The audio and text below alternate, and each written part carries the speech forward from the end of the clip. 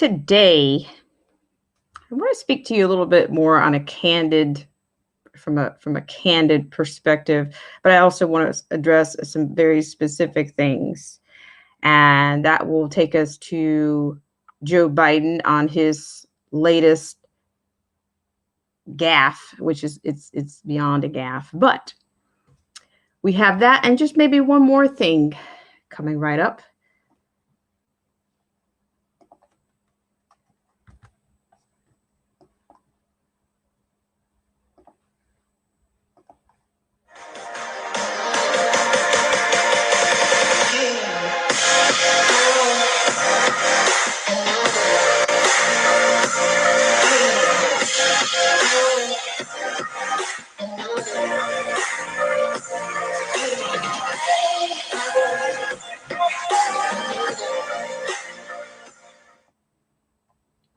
Hi, everyone, and welcome to this flash stream on Black Spring with Autumn on your Thursday. Thank you guys so much for tuning in at the 11th hour. And of course, this is a flash stream. I just want to say a warm shout out to the patrons and you, the subscribers. Shout out to Derek C. Williams, Killer Whale Channels, The Definition of Anarchy, The Angels Army, which is the former The Angel Munez Variety Show, as well as Chrysler Imperial H, Little Miss Goth, and a Let the Truth Be Told, and also a special shout out to Cold War Jesus. Thank you guys so much for tuning in, and shout out to Chrysler Imperial H. Thank you so much, Chrysler, for coming in and for all that you do here on Black Spring with Autumn. So, what all the buzz is about. What I want to talk to you about is something that it's not going to be personal, but it's not something that's so exclusive that, of course, I cannot share my assertions, or slightly, a hypothesis is what I tend to do here. So thank you guys so much for tuning in and for taking care with those thumbs up and thumbs down on this segment of Black Spring with Autumn. So what I want to talk to you about, apparently there was an actual consortium, if you will, of journalists, a bit of a panel of journalists that represented the National Association of Black Journalists and the National Association of Hispanic Journalists. And they conducted this panel format interview, and it started earlier this week, maybe yesterday. And apparently there was a AJC Washington correspondent who was one of the participants in this panel. But there is a point of irritation and aggravation when it concerns Joe Biden. But I also want to expose or assert some other things. So that's going to be the crux of this. Actual live stream. It's a flash live stream. And thank you so much, Chrysler Imperial. Thank you so much for throwing that caution to the wind on this Thursday. But this is not going to be. I'm trying not to take too long, and I will try not to let this evolve into a rant, but there are definitely some points here. Now, I'm going to play the soundbite. I'm going to share the soundbite with you, but this panel lasted for roughly an hour, and so I will put the description, put the link in the box for you to follow up on that particular panel, so you can see the whole thing in context. I'm even going to play some of that. But what I want to do, I'm going to try to encompass as much as I can. And Joe Biden here is also, I guess, he's trying to gain support amongst these minority groups, and of course, he's going to say just about anything to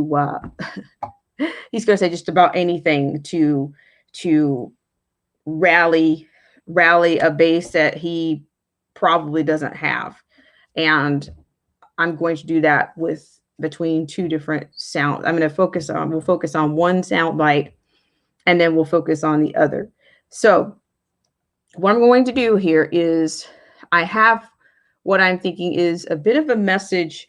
My message also is going to be specific at some time, more directed. I'm going to be directing some of my message directly to say, hey, if you have not figured out by now what Joe Biden thinks about minorities, he's telling you all the time. He's telling you all the time what he actually thinks. And shout out to Chrysler Imperial for doing that. I really appreciate it. And so, yes, I'm going to go ahead and start. I guess I'll start with that. I had some other assertions, and every now and then we go over the book. We look at Tim Snyder's On Tyranny, the lessons on tyranny to be learned from, to be drawn upon from previous countries or previous regimes that have dealt with either communism or socialism. So that kind of a bit. So thank you guys so much for tuning into this segment of Black Spring with Autumn. I want to give, I'm not sure how many more people will join here, but I'll go ahead and play this particular clip from this NABJ, and it's going to have Joe Biden doing his, I don't think, a gaffe would be, a gaffe would say that there's, a gaffe would be less offensive. But to me, this is not a gaffe. I don't care what kind of politics, what kind of theater you might be used to, but I don't know why anybody would accept this as political theater or as a gaffe, but I don't. So shout out to you. Yes, this is very, I'm just, it's a bit of frustration is what I'm going to say. I'm really tired of these, I'm really tired of the Joe Bidens in the US and these politicians. It's beyond offensive. It's beyond old. And I would hope that people will just do some of their own research. You don't have to take anything from me. But it's important that it's not about agreeing with me. It's about you digging a little bit deeper for the truth and know the history of your party, know what they represent. So without further ado, I'm going to take you to this clip, and I'm going to play his, what I'm considering a thesis of this flash stream. So I did not entitle this flash stream, but it's about the presidential forum. So I'm going to go there right now. Thank you guys so much for tuning in to this segment of Black Spring with Autumn. So I'm going to show you this clip so that you, shout out to Cold War Jesus. Thank you so much for coming in. He says, I don't either. It was nasty beyond his usual racist comment. So, all right. So what I'm going to do is I'm going to play that. And then I will play some, I have my own summation, but I don't want to, this was too heavy and it was too impactful to do it even in the form of a video. I still think I could do a video, but I think it's just way too much. It's just too loaded. This whole thing is loaded, and I'm going to go ahead and do it right now. So thank you guys so much for tuning in. So what I'm going to do is I might even put it back just a little bit, just so you can get some extra context, and then we'll go from there. Thanks so much, guys.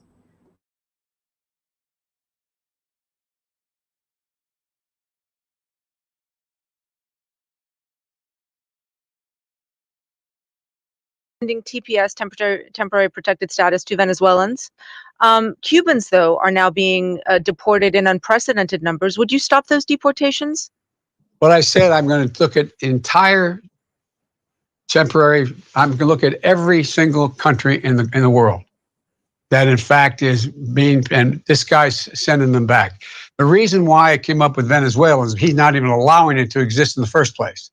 And so the TPS program is something I I will move on the first day I'm in office to make sure that we extend it to people. We look too, for too long, we didn't get it right. But here's the deal. I think that we should be extending it. Anybody can prove that they are in jeopardy to go back to their country, and the reason they came in the first place, they should be able to stay in the United States of America until the circumstance changes in their country. And that's why, by the way, I put that program together to provide. Oh, go ahead. I'm sorry. No. Are you going to re-engage with Cuba, though? I mean, I'm specifically wondering about, the Florida Yes. communities that are, Yes. incredibly interested in the Cuba issue, and see Yes. status given to Venezuelans while Cubans are being deported. The So, answer will is you yes. re-engage I'm with going to Cuba? engage. Yes. Yes. And by the way, what you all know, but most people don't know, unlike the African American community, with notable exceptions, the Latino community is an incredibly diverse community with incredibly different attitudes about different things. You go to Florida, you find a very different attitude about immigration in certain places than you do when you're in Arizona. So it's a very All right, ladies and gentlemen. So I don't know if you caught that. I'm going to play it one more time for anybody that's driving by with the windows down.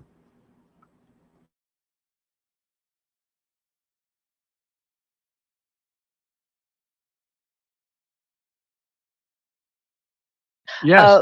Status given to Venezuelans while Cubans are being deported. The So, answer will is you yes. re-engage I'm with going to Cuba? engage. Yes.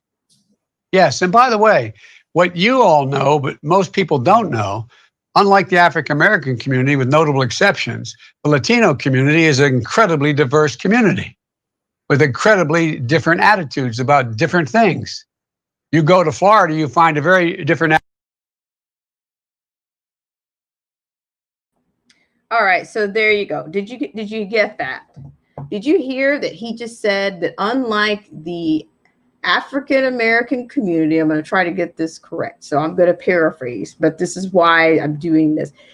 Unlike the African American community, with notable exceptions, the Latino community is incredibly diverse. So what does that say to you? Are you saying that the African, the what you call, because I don't refer to myself as an African American, I've never been to Africa. So he's saying that the African American community is not as diverse. And then he backs it up. He offers you where you can find readily find diversity amongst the Latino communities. You'll find different attitudes about immigration.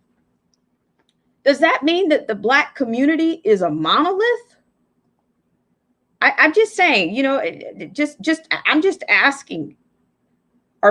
Is he saying that Black people don't have diverse opinions about foreign policies, immigration issues? I mean, this man,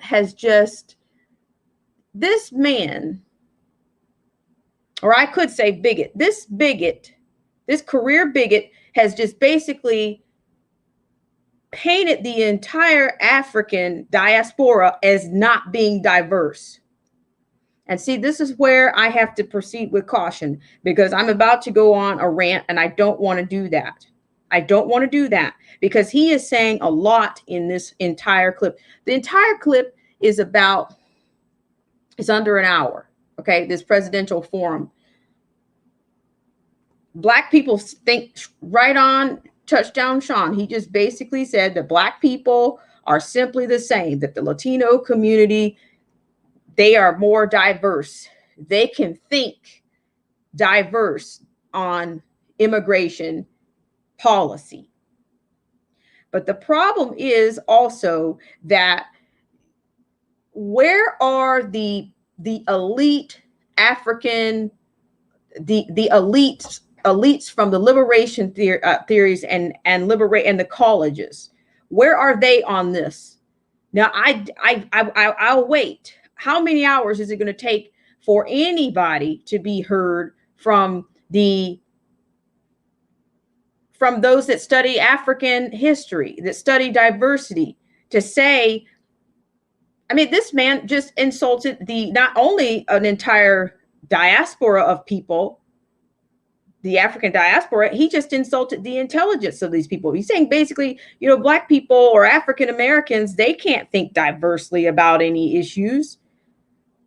You guys know it, but most people don't know it. So you got to be pretty elite to even be privy to know what they know. And I know what's best. I know how these people think. They're not diverse. Latinos are more diverse. Okay, I'm trying not to go on a rant here, because a rant would be a euphemism. It would be an incredible euphemism if I were to start in on that. But I'm saying the whole thing about what he said a lot in this. So I'm going to play more clips on this, is what I'm going to do. So I'm going to, just shout out to everybody in the stream. Shout out to The Definition of Anarchy. Shout out to Cold War Jesus. Thank you guys so much for coming in on the flash stream. But, I can't, I'm just saying, people that study, that have worked in Africana studies, this white liberal supremacist just told the entire world that African Americans, there's no way possible that they can have a diversity of thought. That they're not, that basically he said, with notable exceptions. What notable exceptions would he be referring to? And who is he to make that assertion? See, this is what I'm talking about. And see, this is also where the hypocrisy is going to come out. If no one challenges this man, then that means even the Africana studies professors, then they're all full of it. If nobody can challenge this man, then not even they're just a bunch of communists, if you ask me. They're all just a bunch of communists. And they need this white liberal supremacist that's running for president to stand up there and put them in their place. Now, Joe Biden just put Black people in their place in this country. That's literally what he just did. Now, it is what it is. I can't put it down there I don't know. He spent most of this interview doing the same thing. He took it a step further in the rest of it. He kept going with it. He didn't stop there. He just kept going with it. So I'm going to play you a little bit more for those of you that are just coming in. I don't mind playing it again. If you're just coming in. So I'm going to play it again. And then I'm going to go back. And then I'm going to take you to some other segments where he's talking about, he just exposed himself. He exposed the communist tactics. He's exposed them.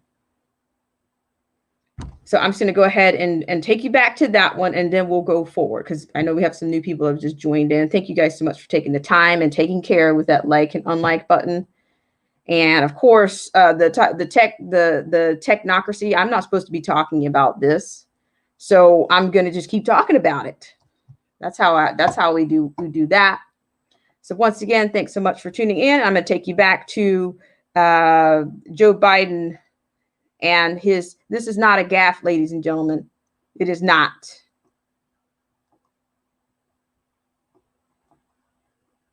Circumstance changes in their country. And that's why, by the way, I put that program together to provide. Oh, go ahead. I'm sorry. No. Are you going to re-engage with Cuba, though? I mean, I'm specifically wondering about, the Florida communities that are, incredibly interested in the Cuba issue, and see status given to Venezuelans while Cubans are being deported. The answer is yes. I'm going to engage. Yes.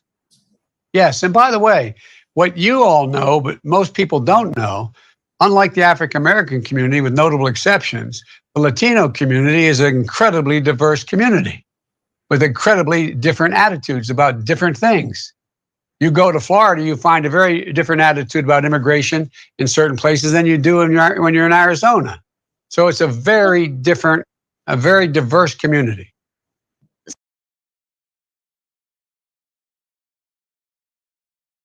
I can't make this stuff up.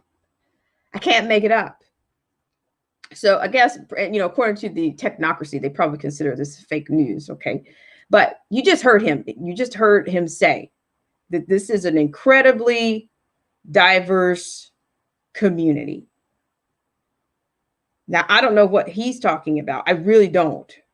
I don't. And shout out to Sean, Touchdown Sean, who says, you can forget about the HBCUs challenging Biden. Biden is their hero by saying blacks can't think for themselves, and Trump is their enemy by helping them receive funds for their universities. Touchdown Sean, I gotta, I have to, as I've heard before, have to help you to say exactly. It's a double-edged situation. It's almost a 6 in one hand and half a dozen in another. Okay, because this man, but the thing about it is, Touchdown Sean, you're going to have some people that are still going to go out there and they're going to pull that lever for this man. Okay, so without further ado, I'm going to play some more of this ridiculous presidential forum in which he is stammering and carrying on like, I'm going to play more of it, and then I'm going to give you my summation on it, because he's telling a lot. He's not only is he revealing the level of bigotry, he's revealing the communist tactic. I've said this before. There's nothing, I say this all the time, I'm not the originator of it, but in this instance, I'm communicating that this is not new. What he's doing is not new. You've got three forces. You've got, I'll hold on. I'm going to take you to the other clip. And I hope you guys brought your strong stomach and your antacids, because if you are not sickened by any of this, then you certainly have a much better digestive tract, I guess, than I do. So I'm going to go ahead and just bump this back just a little bit. But he's all over the place. In some instances, he's less all over the place. He is giving you the roadmap that I have seen before. So just take it in, and then we'll keep going. I'm not going to do too much on this one. I'll put the link in for you. But this comes from the presidential forum that was held by the National Association of Black Journalists and the National Association of Hispanic Journalism. We got to keep segregation alive. They want to keep on throwing back to these parallels. Keep on talking about George Wallace, Joe Biden, because you're just like him. You're one and the same. Segregation forever in the minds of the racist and the bigots. So here we go. Feel out of it. There's nothing we're more focused on, because frankly, this is the thing that keeps me up most nights. Making sure everyone who wants to vote gets to vote, making sure that everyone's vote is counted. And we're going to undertake a historic effort in terms of resources, commitment to beat back every voter suppression effort, and to make sure that the voters know every legal option available to them. Our campaign has a strong, effective voter protection and anti-voter suppression program. Voter protection campaigns we're putting together for November meet the unique requirements and challenges that we're facing from this president. No campaign has ever built anything to the scale that we've built to make sure we can get out the vote. We have a major dedicated operation in states to address the head-on voter suppression in any form that's going to take, and steps we can take to go to court as well. But look, think about this. Did you ever think you'd live in a country where you had a president of the United States saying, let's postpone an election? People see through this. You have 5 mail-in state voting places. 2 of them overwhelmingly Republicans. Republicans support mail-in voting. Republicans. We saw what COVID has done to elections during the primaries. And we know there are voter suppression problems that have nothing to do with COVID. So we're going to be prepared to make sure people have an opportunity to be protected when they show up in person to vote.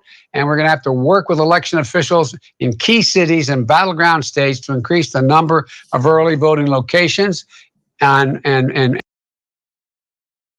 things in it. Assault weapons ban, drug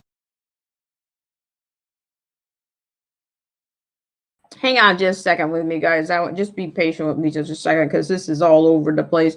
But just hang on. This is not the section that I was focusing on. We talked a little bit, of course, about the mail-in voting, the conflation there, the absentee voter versus the mass mail-in voter ballot.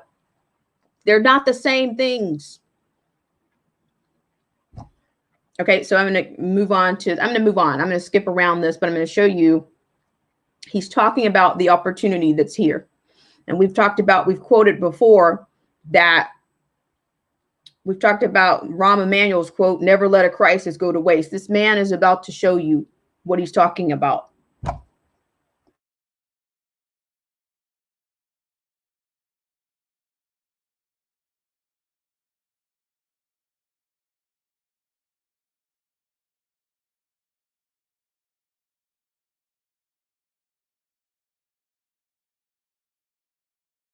Courts. It made sure that we were small business people, Latinos, as well as African Americans and other minorities. We're going to expand access to. I'm going to finish this answer.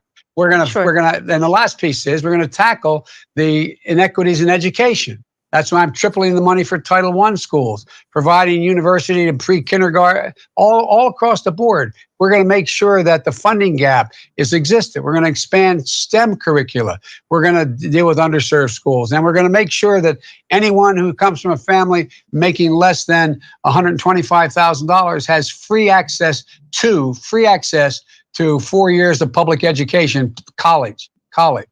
There's a lot more. So anyway. Thank you for that. I have a few questions that I'd just like to get through because they are incredibly important to the Latino community. First of all, you are extending TPS, temporary protected status, to Venezuelans. Cubans, though, are now being deported in unprecedented numbers. Would you stop those deportations? What I said, I'm going to look at entire temporary. I'm going to look at every single country in the world that in fact is being, and this guy's sending them back. The reason why I came up with Venezuela is he's not even allowing it to exist in the first place. And so the TPS program is something I will move on the first day I'm in office to make sure that we extend it to people. We look for too long, we didn't get it right. But here's the deal. I think that we should be extending it. Anybody can prove that they are in jeopardy to go back to their country.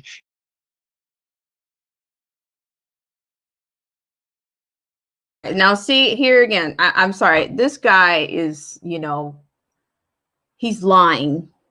Now that's about as blatant that I can. He just said anybody can prove. He says anybody can prove why they shouldn't have to go back to their country. If that's the case, then why aren't they filing? Why aren't they going through why aren't they taking the proper measures to apply? Everybody in the world is not eligible for asylum or even a refugee status.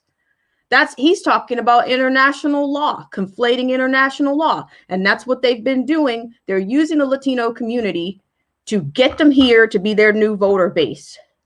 That's why they're so diverse. That's the diversity that he's talking about.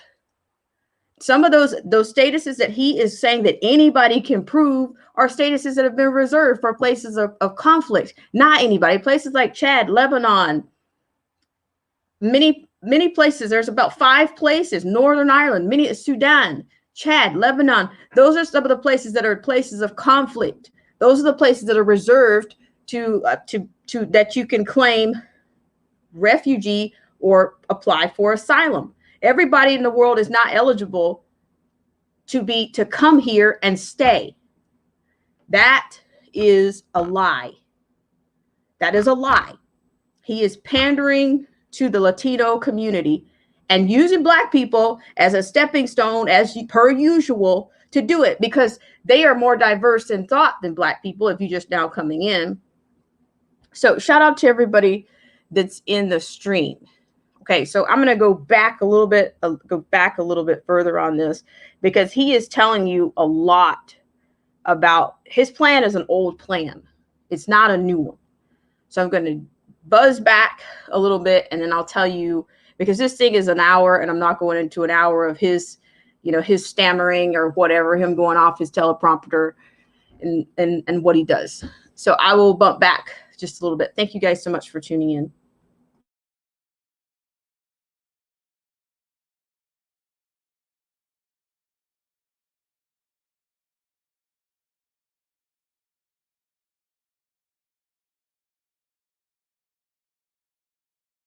And the reason they came in the first place, they should be able to stay in the United States of America until the circumstance changes in their country. And that's why,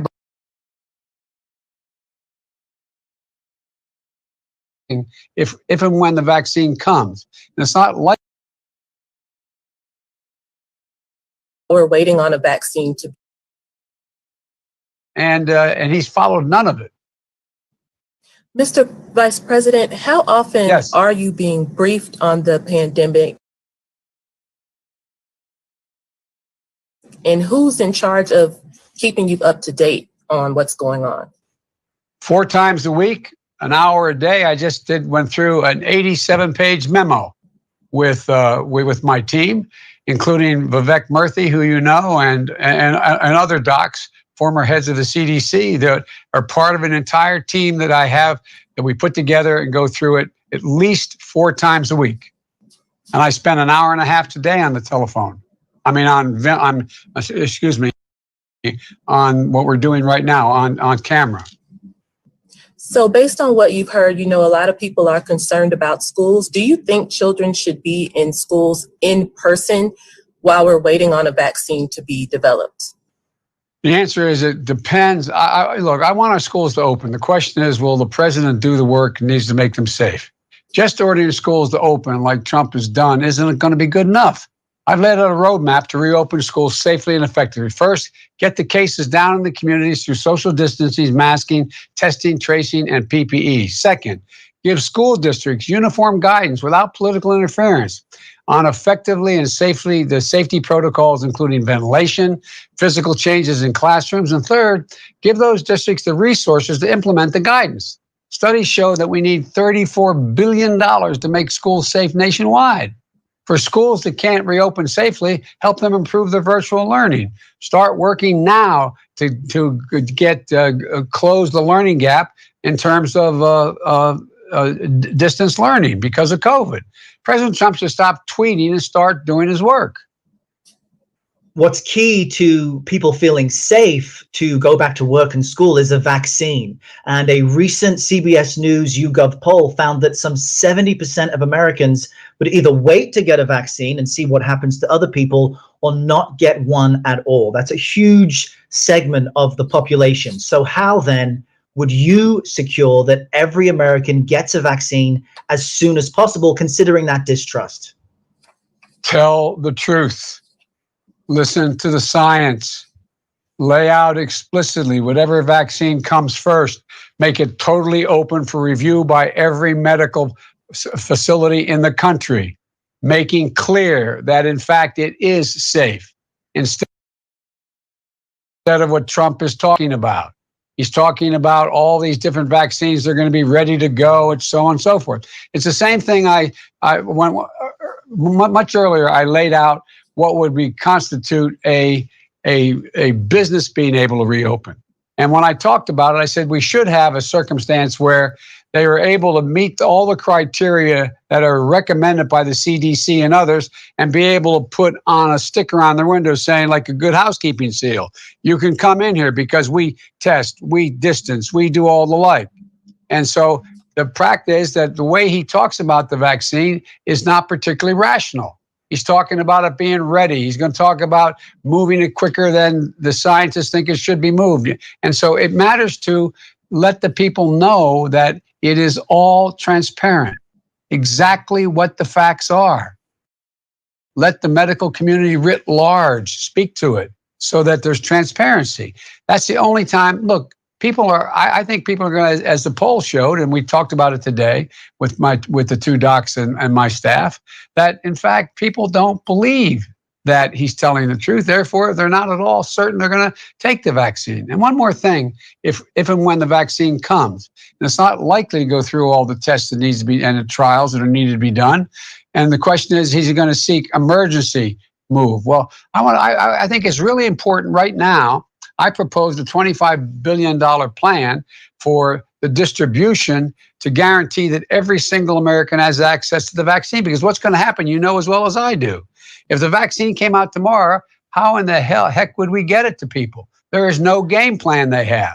How would everybody in America have access to it? It is a gigantic problem to distribute, even if we have it. And that's what we should be planning for now. Mr.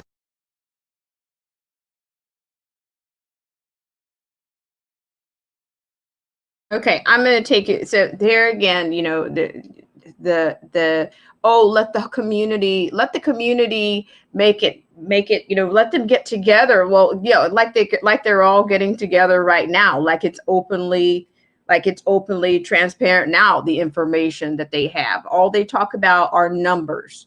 They don't talk about, it's like anytime if you receive a diagnosis of anything today, you want to know whether if it's deadly or not, or what's the survival rate. You never hear anything, even a procedure. You want to know what the survival rate is on something. Why are they issuing half-assed information? Why are they issuing half-assed data? They talk about the science. Well, we don't know the numbers. Where's the survival rate? People that have had this thing and walked away from it, where are those rates? Everybody that's contracted this thing did not pass away. And what is the survival rate on it? Where's that science? That's science too. So we don't have the science. We have what they want. We have the fear factor. We have the doomsday, the gloomsday. We have that. We went from 15 days to slow the spread, or to stop the spread, to, oh, nobody's coming out until there's a vaccine. I'm going to go on to the next section of this. And yeah, this is, you know, he's getting into lots of things, but there's something very specific that I want to highlight on this one. Thank you guys so much for coming in and taking your care on those likes and dislike buttons. Thank you guys so much.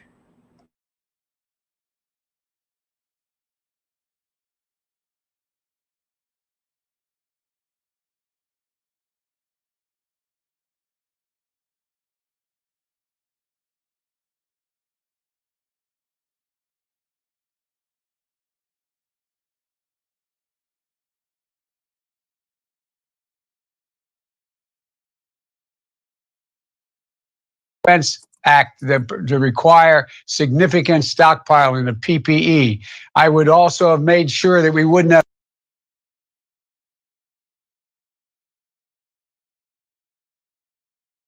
a president could actually be prosecuted. I don't think anyone's above the law. And you're not, and I love the way you're trying to get me into this thing about lock them up. The president and the border policies that, you know, ripping children from their mother's arm. The Florida communities that are, you know, incredibly interested in the Cuba issue, and see status given to Venezuelans while Cubans are being deported. The answer is yes. I'm going to engage. Yes. And by the way, what you all know, but most people don't know, unlike the African-American community, with notable exceptions, the Latino community is an incredibly diverse community.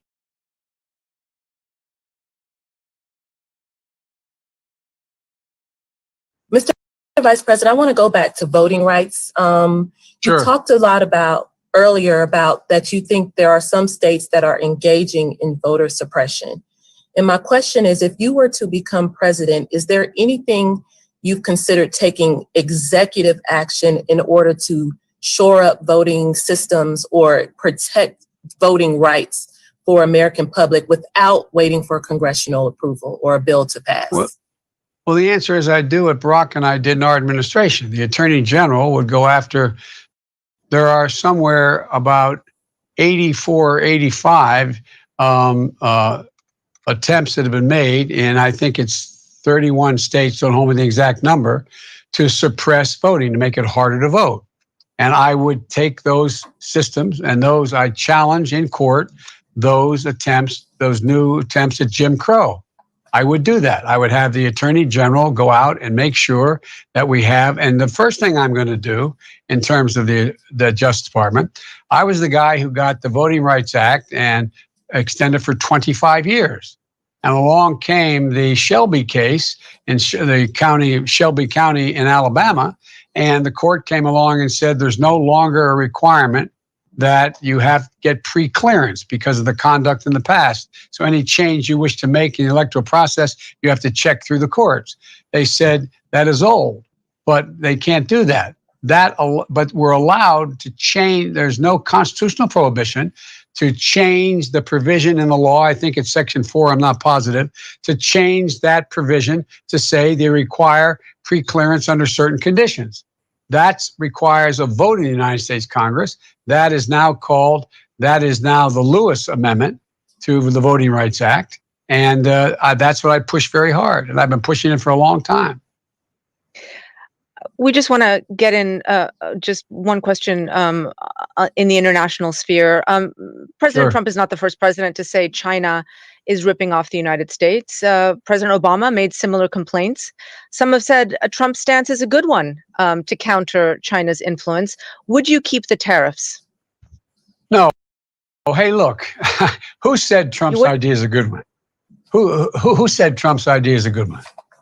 Some feel that. Some 2 or 3 people. Manufacturing has gone in recession. Agriculture lost billions of dollars that taxpayers had to pay. We're going after China in the wrong way. China is stealing intellectual property. China is conditioning being able to do business in China and based on whether or not you have 51% Chinese ownership. That's got to end. I've spent a fair amount of time when I was vice president with President Xi because the president wanted me to get to know him. He's no Democrat with a small d at all. But here's the deal. I made it real clear. So if you scrap those tariffs, what do you want in return? Or are you just going to scrap them without any concessions? No, here's the deal. The question is, what is the appropriate behavior that they have to engage in international trade with us? And they have to play by the international rules. And what we have done is we have disarmed ourselves.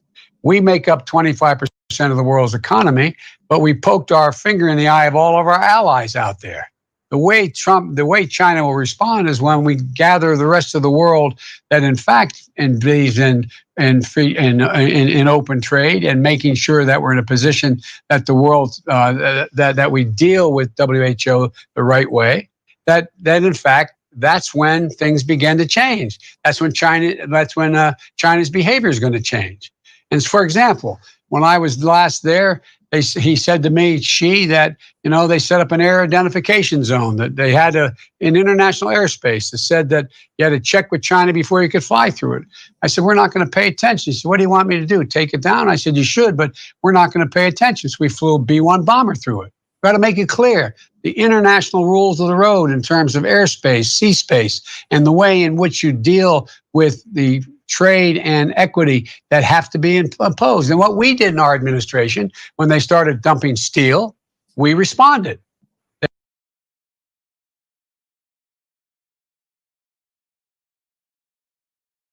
All right, guys, I'm only going to put you through just a little bit more of this because there is a specific section about where he talks about the things that are going on right now. It's that particular section that I wanted to get into. And then after that, I'm going to scrap this and then I'll go to the final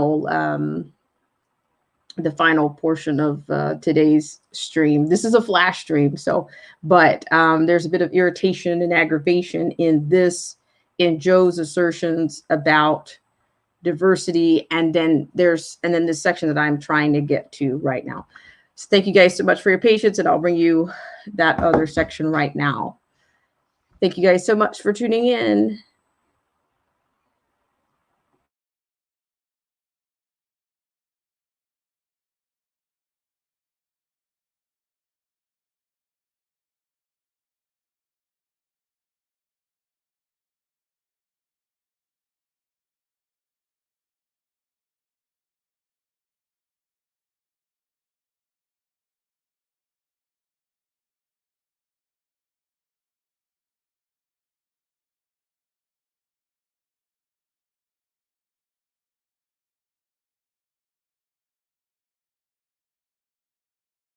went through an 87-page memo with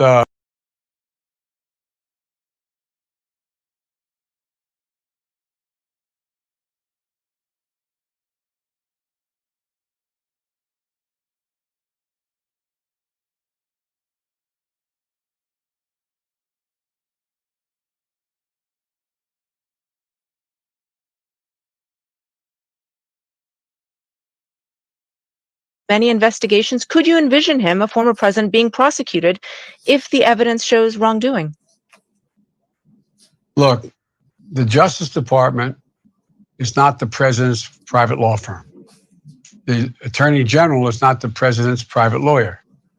I will not interfere with the Justice Department's judgment of whether or not they think they should pursue the prosecution of anyone that they think has violated the law. But I also including a am former not president. It depends on what happens. It depends on what happens. I think it is a very, very unusual thing, and probably not very, how can I say it, good for democracy to be talking about prosecuting former presidents. Well, what has to happen? You say depending on what happens. What has to happen? What is the bar No, for you? I'm for that sorry. to happen? Depending on, I don't know what some of these cases going on in the New York courts are. I don't know the detail of those cases. And so if there's a case underway that in fact has to be pursued, and they believe it should be pursued, and the Attorney General thinks it is, that's a very different thing. But in terms of saying, I think the president violated the law, I think the president did this, therefore go and prosecute him, I will not do that. But if it shows that there was wrongdoing, you believe that a president could actually be prosecuted? I don't think anyone's above the law. And you're not. And I love the way you're trying to get me into this thing about lock him up. I'm not going there. Well, there are, there are right now a number of investigations. I mean, the Southern District of New York just said that there are extensive and protracted criminal conduct at the Trump Organization that they're looking into. This isn't speculative. This is something that's actually happening. I said those things that are underway, if they prove to be a criminal offense, then in fact, that would be up to the Attorney General to decide whether he or she wanted to proceed with it. I am not going to make that individual judgment. He's not my lawyer, or she's not my lawyer. Mr. Vice President, go on. Mr. Vice President, I want to go back to voting rights. Sure. You talked a lot earlier about that you think there are some states that are engaging in voter suppression. And my question is, if you were to become president, is there anything you've considered taking executive action in order to shore up voting systems or protect voting rights for American public without waiting for congressional approval or a bill to pass? Well, the answer is I do what Barack and I did in our administration. The Attorney General would go after, there are somewhere about 84 or 85 attempts that have been made, and I think it's 31 states, don't hold me the exact number, to suppress voting, to make it harder to vote. And I would take those systems and I challenge in court those attempts, those new attempts at Jim Crow. I would do that. I would have the Attorney General go out and make sure that we have, and the first thing I'm going to do in terms of the Justice Department, I was the guy who got the Voting Rights Act and extended for 25 years. And along came the Shelby case in Shelby County in Alabama, and the court came along and said there's no longer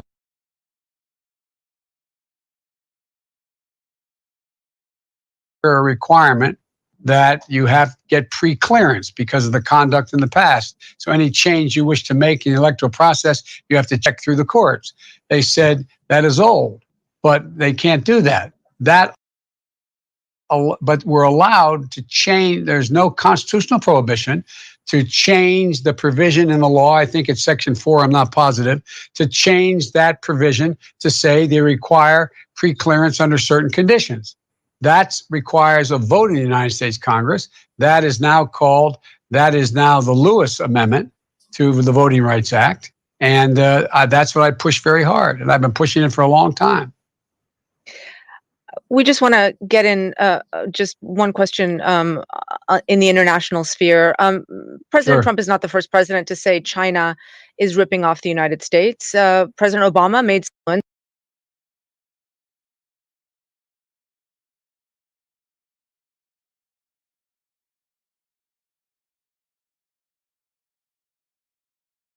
out of work, facing evictions, losing hope.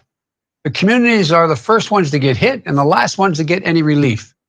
We need an overwhelming response to right that wrong. And I'm proud of the sweeping plan I put together to build back better, including everyone in the deal. You know, it's long past time we deal with systemic racism in America and deliver Black and Latino Americans their full share of the American dream. Every one of us has a role to play in that work. So I want to thank you for shining a light on all this and the work you do and the story. Questions, honest questions, and anybody in the world. Anybody in the world. But what are we doing? They're not being trained. We're not focused on it. I'm sorry.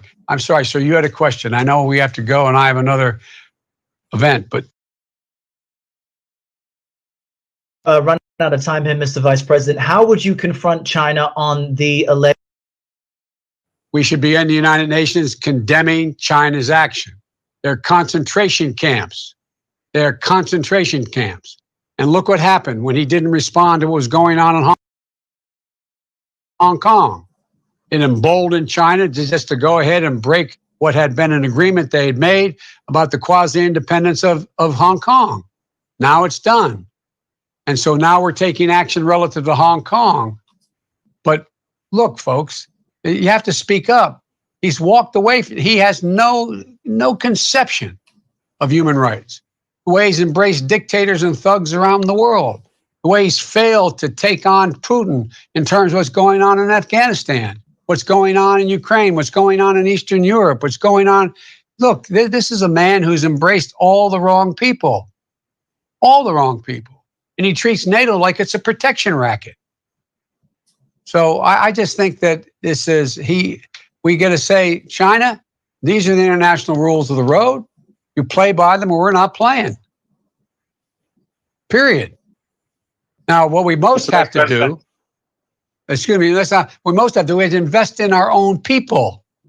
We used to invest nationally about 2% to 3% of our GDP in technology as a government. It's now down to 0.3, if I'm not mistaken. Could be 0.4%. What are we doing? What in God's name are we doing? They're going to own the 5G market. They're making sure they're focusing extensively on IT.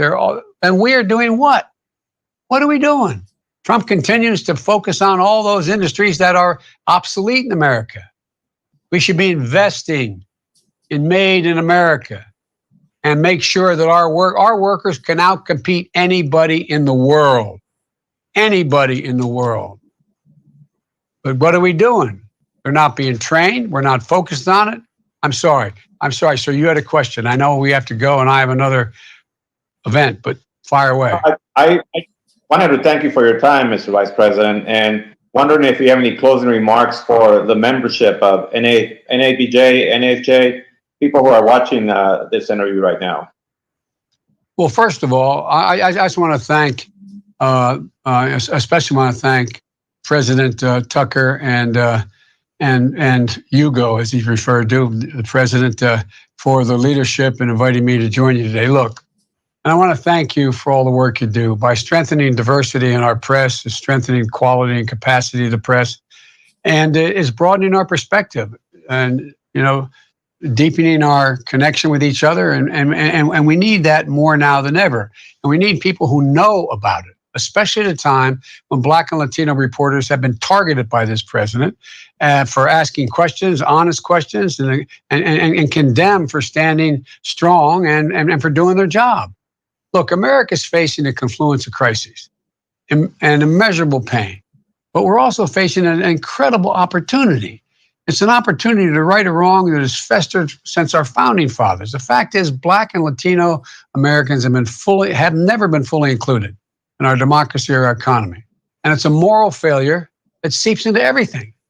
I've said it already. In the course of this pandemic, Black and Latinos Americans have been 3 times as likely to get infected and twice as likely to die. Black and Latino Americans are disproportionately out of work, facing evictions, losing hope. The communities are the first ones to get hit and the last ones to get any relief. We need an overwhelming response to right that wrong. And I'm proud of the sweeping plan I put together to build back better, including everyone in the deal. You know, it's long past time we deal with systemic racism in America and deliver Black and Latino Americans their full share of the American dream. Every one of us has a role to play in that work. So I want to thank you for shining a light on all of this and the work you do and the stories you communicate, because you have great credibility in the people you communicate to. It matters a great deal. And folks, I know you may not agree, but I, honest to God, think we've been delivered to one of those inflection points in American history that hasn't occurred since the 30s, where the public has had the blinders taken off and they've looked around and said, oh my God, I didn't realize it. I didn't realize exactly what was going on here. And you began to see it happening. I am convinced, and I'm also emboldened by the younger generation, the Generation Z to the young millennials. They're the best educated, the least prejudiced, the most open generation in American history. I think we're ready. Look, I'll just say one last thing. When you have roughly 24 out of every 100 students in kindergarten through high school that speak Spanish, how in God's name does it make any sense for any other American to say there's nothing we should do more than make sure they're fully integrated, educated, and grow? They are the future. It's the future of the country. It's real. It's not a joke. It's real. And the idea we walk away makes no sense. And by the way, I make these talks and speeches when we were able to get out to the chambers of commerce, to Republicans. I say, tell me how you don't benefit when African Americans are better educated and have access to education, housing, and businesses. How are you not better off when Latino small businessmen and women profligate throughout the country? How are you not better off when they're better educated? People are beginning to figure it out. And so I think we've been delivered this terrible time in our history, but it's given us a great, great opportunity. I really, honest to God, believe the combination of COVID, the economic collapse, the situation we have with regard to racism in this country, and it's been exposed by George Floyd and others, what happened, and everybody now realizing science matters and they're beginning to focus on the environment. We can provide millions of good paying jobs, grow the economy. Even though I'm supposedly the liberal progressive guy, you got Wall Street people saying, hey man, this can grow the economy. We can generate economic growth and once again lead the world. But we have to stop. You know, we've always led the world, as I said, not by the example of our power, but the power of our example. And it's missing. We're being devastated all around the world. We can change that. I know how to do that. That's what I've done my whole.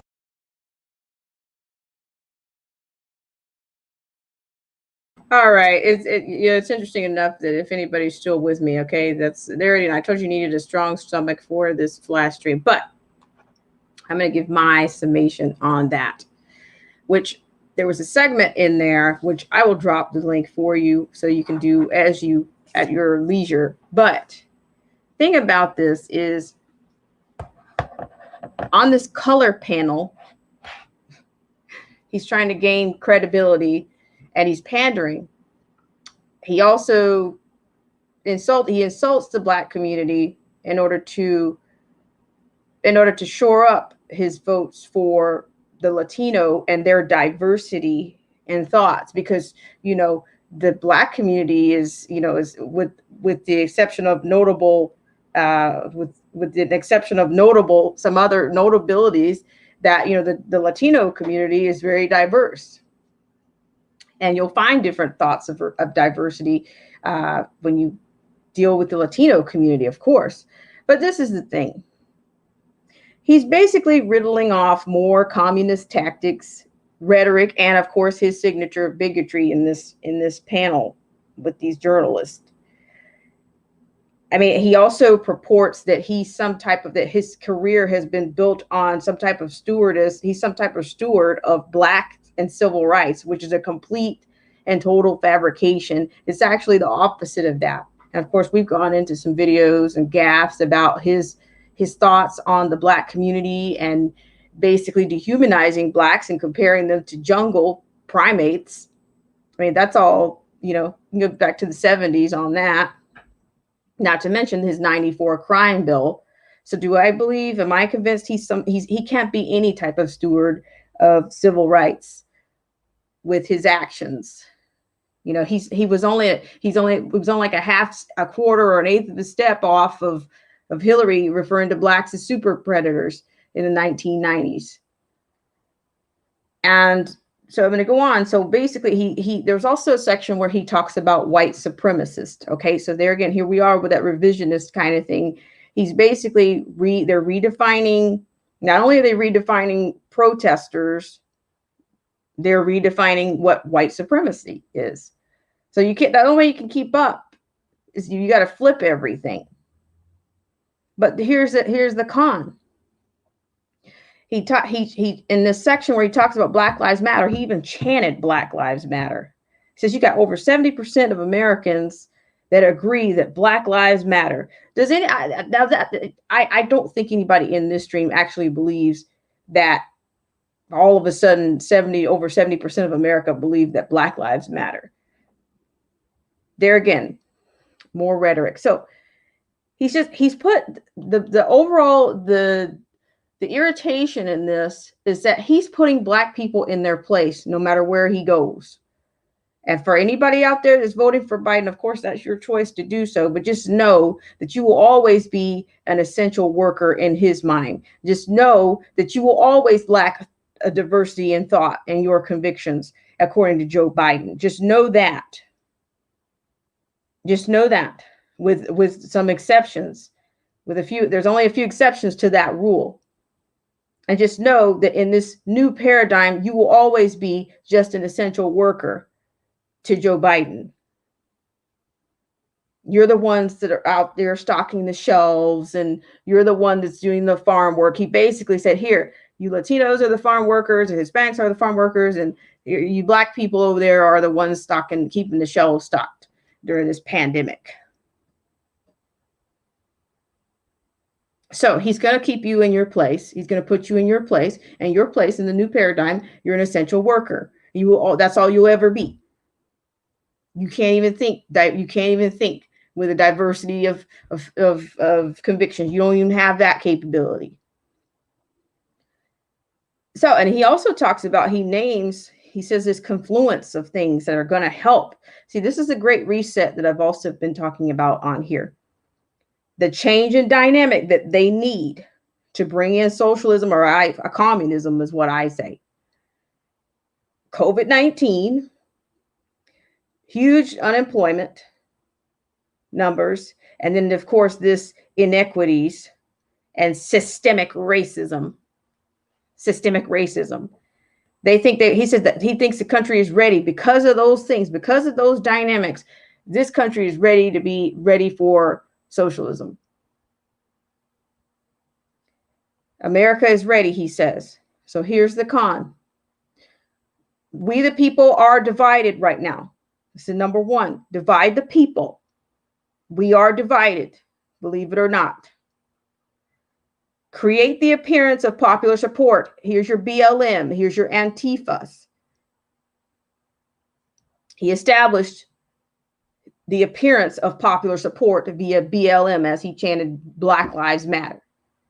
Okay. And then you got so the other part of the con is in the streets. You got your neutralizing the opposition. You got that with the violence that's happening. You got that with the name calling and the shaming of either conservatives, independents, anybody that goes against the narrative. They are going to name you. They're going to call you an anti-Semite. They're going to call you a fascist. They're going to call you an Uncle Tom. They're going to call you whatever. They're going to put you next to anything that stinks because that's what they're trained to do. And I'll go back to my original complaint. I'm just going to wait. I'll wait and see if these Africana studies professors come out against him for what he said about the lack of diversity in the Black community, the African diaspora. So the African diaspora, I guess, is not diverse. Or was he talking about the convictions of Blacks in America? What is he denying that exist? What exactly is he denying? Is he going to be challenged on it? And then he also brings back in he talks about he's running because of the thing that the Charlottesville narrative is back again. And I'm just thinking, okay, I guess he's referring to, what is it? There are good people on both sides. They keep running and running and running and looping and looping and looping. Okay, kind of like is it possible to have peaceful protesters versus rioters on both sides? I guess that's kind of his thing. That it's just the same. They bring back the same talking points. As if it's not possible to have people that are nonviolent on both sides, or non-hostile and nonviolent on both sides of an argument. That can't possibly be. You can't possibly have people oppose something on both sides of an argument. But you can't have that with BLM and Antifa, but you can have that with civil in a civil society. Yes, you can have good people on both sides. I get so sick of that Charlottesville talking point.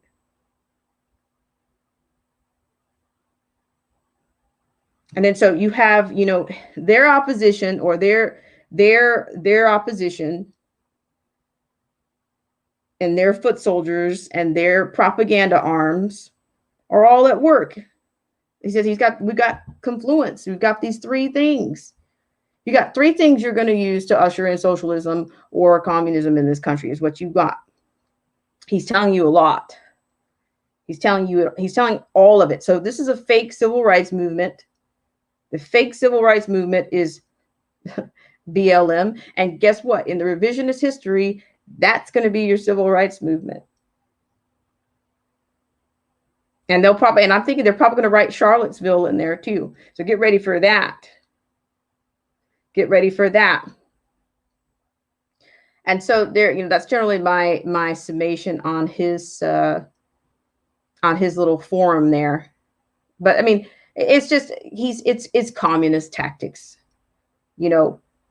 Guess what? Black Lives Matter is the new we shall overcome people, and Black people, please wake up. If you cannot wake up,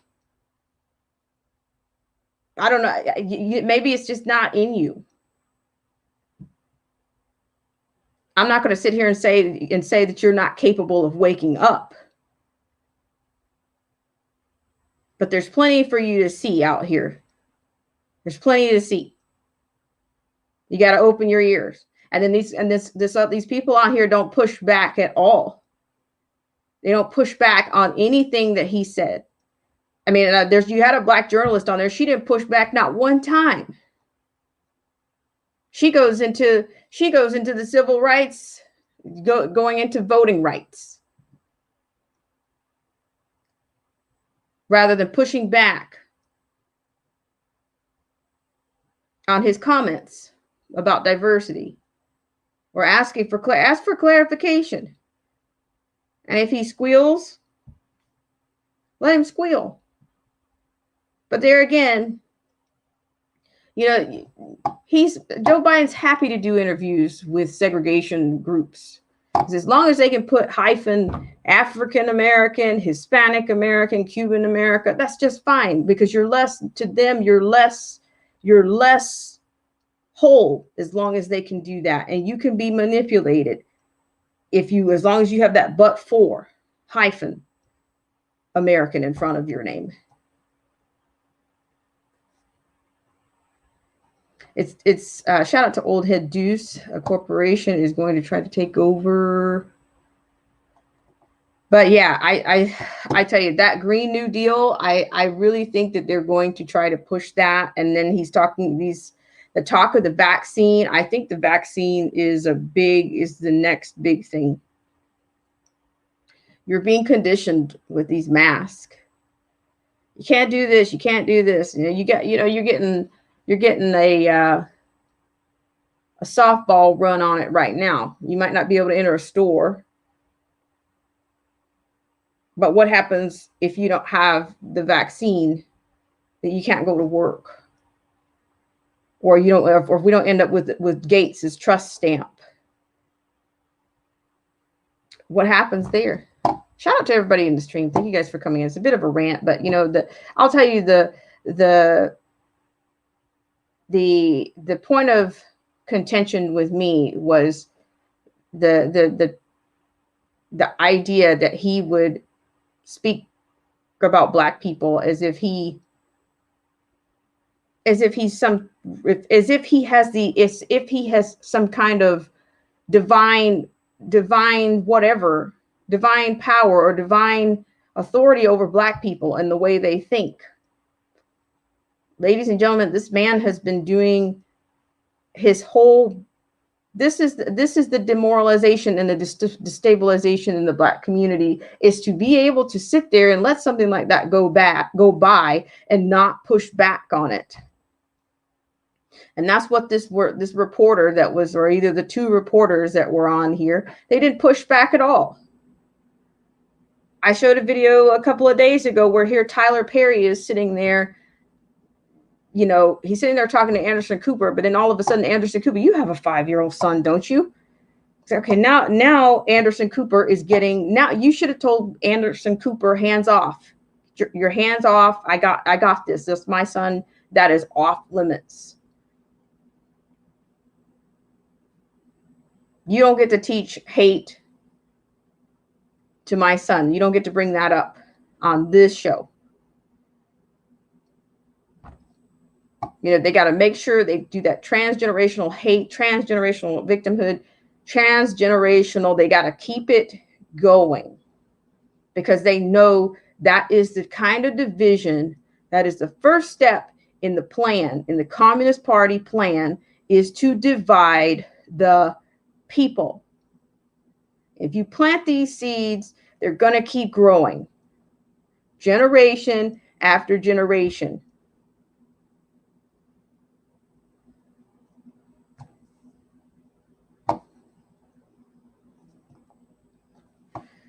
Shout out to Cold War Jesus, says he acts more like a plantation. Yes, he does. And I'm just thinking, I'm going to tell you, look, let me just level here with you. I'm tempted to call somebody at one of these liberal universities, either one of my professors, and say, okay, at any moment now, you can go ahead and address Joe Biden's his assertion on the lack of diversity in the Black community.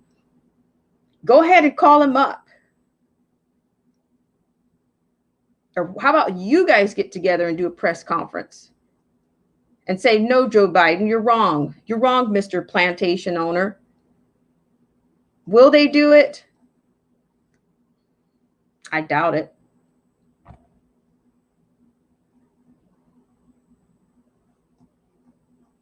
Because why? Do they need Joe Biden to try to tell their story, to try to validate what it means to be Black?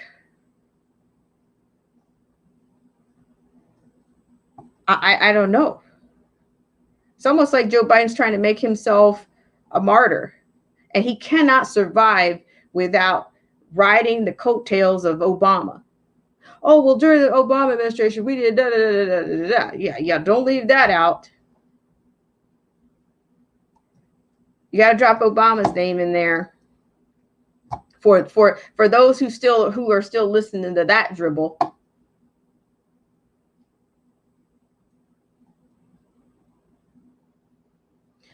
So yeah, that was a bit much to chew on. So I really appreciate your guys' patience. I'm just saying, honestly, we don't have a perfect man that has run or that has been a president. We don't have that. And we don't, there's no perfect man walking on this earth in my mind.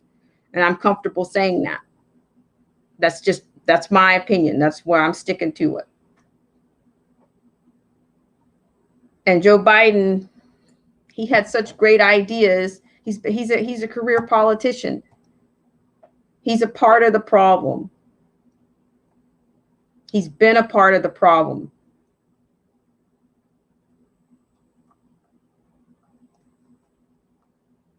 So,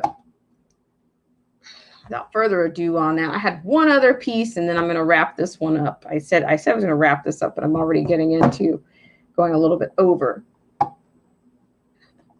Shout out to the rapper 10,000. Okay, so the last piece here is, I'm just going to bring you this. It looks like California, California, New York, or what do you call them? The middle of the country is what they refer to. Some people refer to as flyover country. I guess you got the pillars of whatever out of New York, and New York on the right coast, and then the left coast being California. So here we go.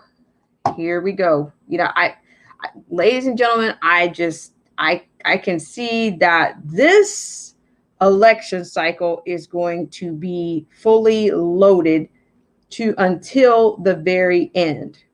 And I'm going to show you why right now. Thank you guys so much for tuning in to this segment of Black Spring with Autumn. I'm going to be sharing my screen with you right now. And this is coming out. All right, now what you have here before you, I'll roll it down here. Nearly 18,000 California inmates could be released early due to the pandemic.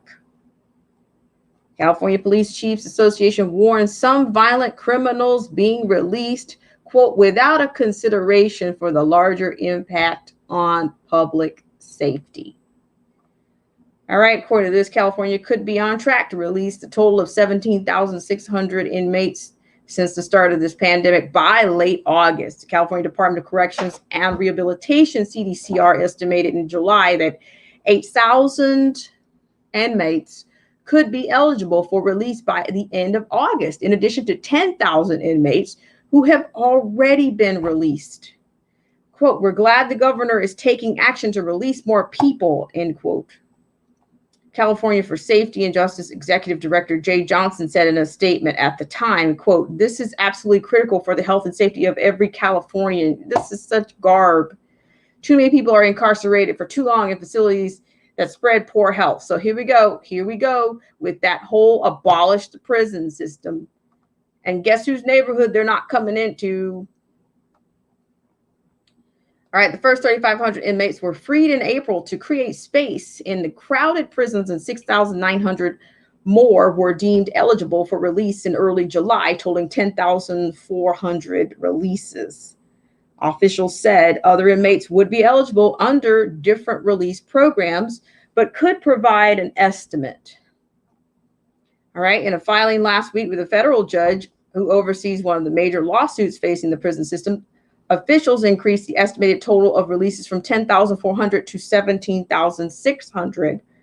However, prison officials say Corrections Secretary Ralph Diaz is likely to block the release of about 5,500, in part because many are serving life sentences. Nearly 2,000 state prison system employees also have been infected with the pandemic, and 8 of them have died.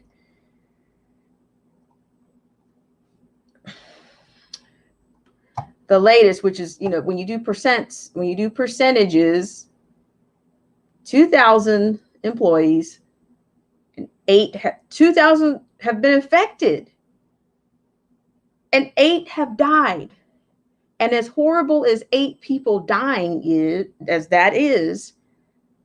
that's still less than 10%.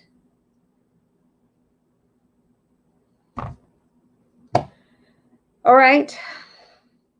So the latest, Sergeant Siyangki Lee, who worked at the Valley State Prison in Chowchilla, died on August 2nd from pneumonia complications after contracting the pandemic.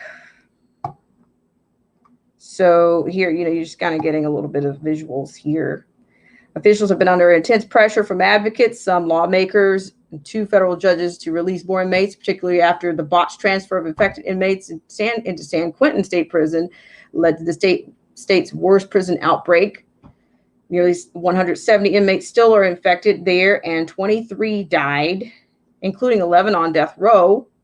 More than 2,000 have recovered and were released while infected. Now, see, there you go. Released while infected. Do you guys see?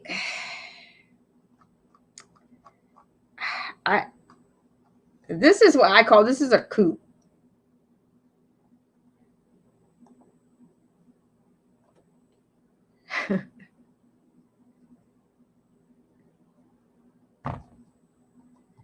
You see what I'm saying? This is a part of the communist. This is a part of the communist tactic. And isn't it interesting that all of this is happening during an election cycle? I'd say. So I think I have a clip for you, a soundbite for you. So I'm going to play that, and then we're going to wrap this one out. I thank you guys so much for tuning in. This is a flash stream, so I hope I'm not too flashy for you.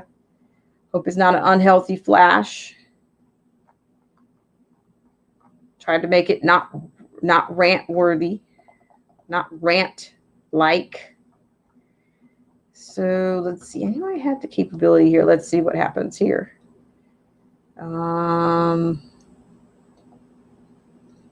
Oops. All right. I'm going to stop this just a second and then bring it back. Hope you guys are doing well on your Thursday. I just couldn't resist. Just couldn't resist all the craziness and all the overt racism, the overt discrimination and prejudice and bigotry, overt bigotry. Let me say that.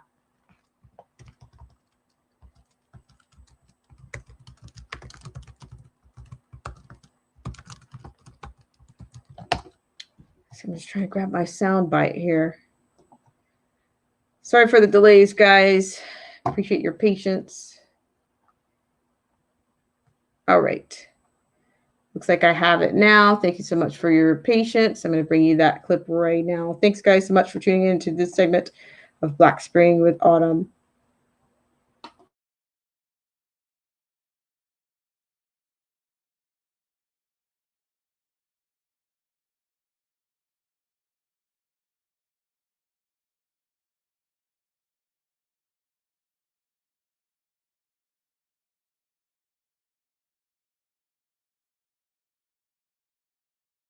Apparently that page does not want to cooperate, but we will get it. We will get it. Hope you guys are doing well today. In about 5 minutes, we will wrap up this segment. So I think I may have found something. Well, this one's, yeah, but this was really recent, was the coverage that I had on this.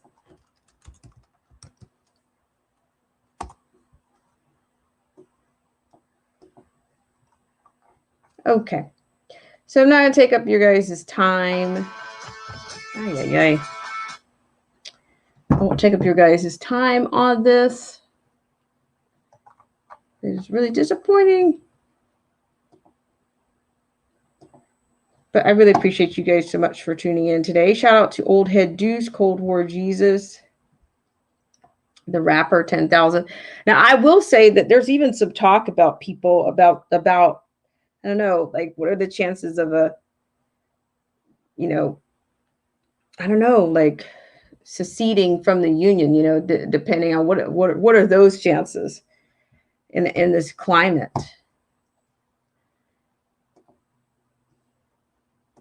I mean, it's wonky times, right? Wonky times. So hope you guys are doing well out there. So I'm going to go ahead and wrap up this stream, and hope you guys have a great rest of your Thursday, and maybe I will see you around in the next live stream or the next video or the comment section. And I do my best to get to you guys in those comment sections. I really appreciate that.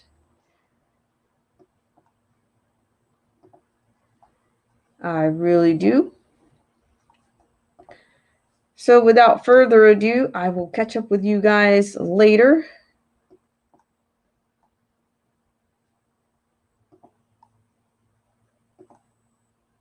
And have a great rest of your Thursday.